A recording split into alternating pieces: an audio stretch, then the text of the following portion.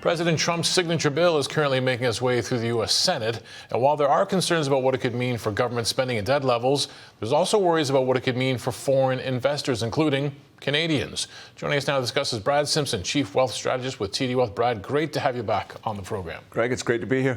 This is a question that has been percolating since that bill sort of hit the scene. You have a new report actually coming out on the very topic of how these proposed tax changes could impact Canadian investors. The One Big Beautiful Bill Act standing in a bucket. What do we think is from a Canadian perspective? Yeah, I mean, I'm saying that the articles, like the ink is dripping on it still. So, well, I mean, maybe let's start out with the context, and I think you mentioned it, but I think understanding the context of which this is going to happen is going to help explain an awful lot of things. So, first and foremost is that you know the United States has a deficit and debt problem, and you know so.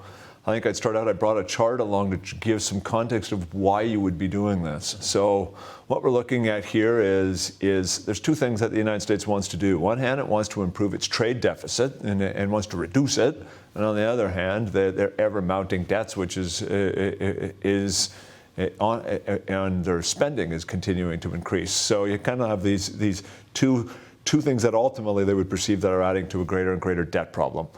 Now, the issue then is to say, well, how are we going to solve for this? And one thing you want to be able to do is what's incredibly politically unpopular is to raise taxes. And you know that would be kind of maybe an obvious choice, but that's one's not in the cards. So what the solution for that is really different types of tariffs, which is what we're seeing here, and then what we're seeing with inside the One Big Beautiful Bill Act. Is Section 899, which is one that's really got everybody concerned right now. And so if we're looking at that, think about Section 899 is that one of the things that American large tech companies are very upset about is that there is a digital tax in countries like the UK, the European zone, and in Canada. And they very much want to have that taken away. So inside of Section 899, is this piece of legislation that says, okay, for people who are imposing, for foreign nations that are imposing unfair taxes on the United States, in taxes like the digital services taxes, there is going to be proposed, and let's be clear, this is proposed, and we're going to say this in a long ways to go, there is a proposal to have a graduated withholding tax on securities that are held in the United States. Now, for clarity, this is not, the devil's in the detail here on this. And so in our publication, Nicole Ewing, who heads up our wealth planning office, she and I wrote an article that published today. And, I'll give you some of the kind of the highlights from it, but I really highly recommend this because we really kind of go into the detail over and over. There's detail here, right? Very fine detail. And I think that's it. And so, the starting point is you've got to look at first and foremost things that would be exempt, would be things that are held in a registered account like an RSP or a RIF and that nature. And so that's where a lot of Canadian investors have an awful lot of their holdings. That's a good thing. Where it is potentially an issue is owning a U.S. security in a non-registered account. And that potentially, not on the capital gain, but on the income, on that there is a potential for withholding tax, which, so if you look at that as it wouldn't be immediate, it would be like a stepped up, it would start at 5%, and then it would go up another 5%, looking out to be able to max that out at 20%. And so that's what's proposed in this. But there's a long ways to go between proposed and where we look and where we are today. When we think about the proposal, obviously we're hearing on the politics side in the States that the Senate isn't just going to rush it through. Right. They seem to have some concerns about it. Right. But what do we think the chances are of these changes coming into effect? Or is that just sort of crystal balling? Yeah, well, I think that's maybe the starting point would have to be is to go that there is a reason why there are three separated areas of U.S. government. So this comes out the House, goes to the Senate, which is where it's gone now, but it doesn't just go to the senators and they vote on it. It's gone to a Senate Finance Committee, and that Senate Finance Committee, of course, is going to have representation from across all the United States. And there's certainly different senators who would be thinking about, this is not good news, and this doesn't meet the needs of my constituents. So this is going to go through all those discussions, all that process that's going to take. And let's say it makes its way through this. The chances that it would have no adjustments or no changes are abysmally low, right? So let's say they make those changes and they go through all that process. Then it goes back to the House again. Then the House is going to have to vote on this whole thing again, and then it's going to come back to the Senate and go from there. So, I think the key to this, on the trying to find the timeline for it, is that often is going on between countries right now is, we are in the middle of a global trade war. And so, you bring out a 1,000-page document that gives you all kinds of different options on how you can negotiate and conduct this ongoing trade war. So I would look at it as to say that clearly in the clearly in the UK, clearly in the EU, and clearly in Canada right now, there are folks who are giving this digital service tax a good hard look, and understanding that we're going to have to look at what revenue are we getting from this? So is it worth it? Right. And I think that and so. Crystal balling it, no one knows what the outcome is this going to be.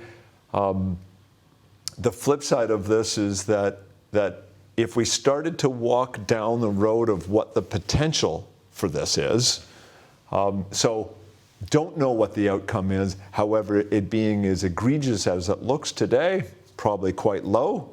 However, I want to put some context on this even more.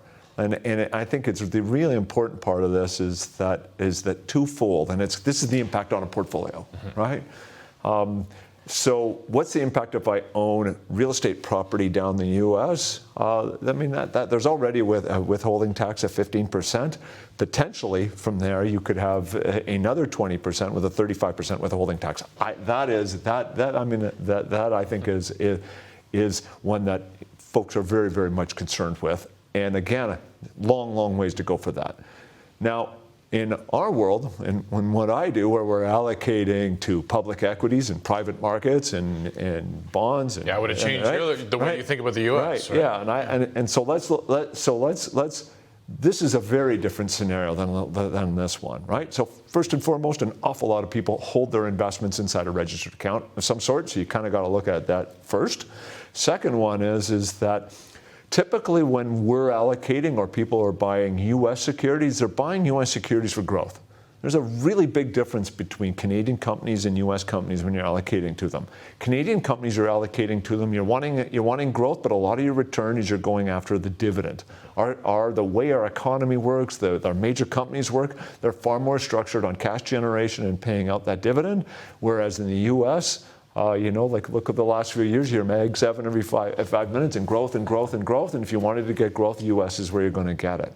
There you're looking at a dividend of an average dividend, say, for the S&P 500 at 1.3%. And so once you take a look at that and you make your adjustments, the net impact is actually a lot lower than really is what the headline risk is on this. And so I think because of the nature of how you're looking for your returns in the U.S., this is a smaller issue net compared to other areas of this could impact somebody's net balance sheet. But on the investment side, it ultimately is between account structures and kind of where you're trying to get your returns. We think this could potentially have a lot less, if it even went through as is, that less than what you think. So we put all of that together. Investors have been asking themselves, should they do anything about that? What should investors be thinking right now?